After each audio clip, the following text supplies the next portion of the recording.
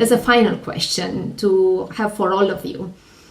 We are representing today, yes, different sectors of our society, but we have our viewers. They are hundreds of thousands of followers in this very moment. If it is to have a message for each and every one of them, what they can do as individuals in their own micro communities to really address this intersection of gender inequality and racism, what would be your suggestion? As a person to person, how we can come together as a society, what an individual can do. Because many think, I don't have the power, I wait for the big companies out there or big legislators to do something. However, I wonder what you believe. Can a simple individual do something about it? So let's start with Nada. Thank you, Angela, very much. And thank you. I'm really delighted to hear, I think, from my colleagues about how engaged the private sector has become. And for Dame Heather, the United Nations works a lot on sport, and I'm really happy to have you as a real ally on that one. We can all make a contribution, and it starts with a few things. Let me just say, we are all products of many identities, and it starts with our being much more conscious of what we do. We talk a lot about implicit bias, but I think we have probably all been victims of exclusion at some stage, but we have also excluded others.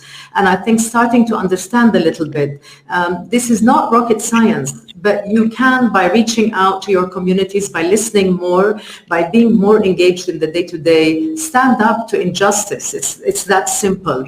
And these are the small actions of making a gesture towards colleagues, understanding and integrating in your community, making space for those who do not have the same voice or the same opportunities as you are, understanding how we can go to scale together, because I think that really is very, very important. And I think that we don't all have to work on dismantling the bias and the discrimination in the legal system, but you can certainly do it in your own environment, in your own family, in your own homes. And that will make a contribution, and it will certainly add up to be the snowball, the big snowball of change and the transformation that we want. Thank you very much. Hanneke, from your perspective, how would you encourage every of our partners? Yeah, what a great question. And I would build on what Nada said. We all have unconscious bias, each and every one of us.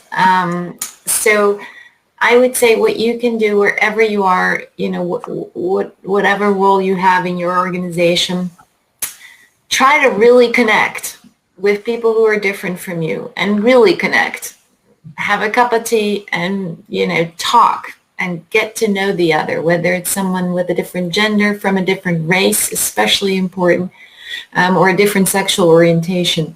So really get to know each other. And then if you're the boss of a team, and it doesn't have to be a big team or, something huge, but look at your team and say, does it reflect the society I serve? I serve a global community, and I realized I didn't have any native Chinese on my leadership team. So I've really made a big effort recently, and now I have a Chinese man and a Chinese woman on my team, and it is so enriching. And if you're not the boss, again, connect with others on your team, because it will just help us all eliminate that unconscious bias we all have, including me.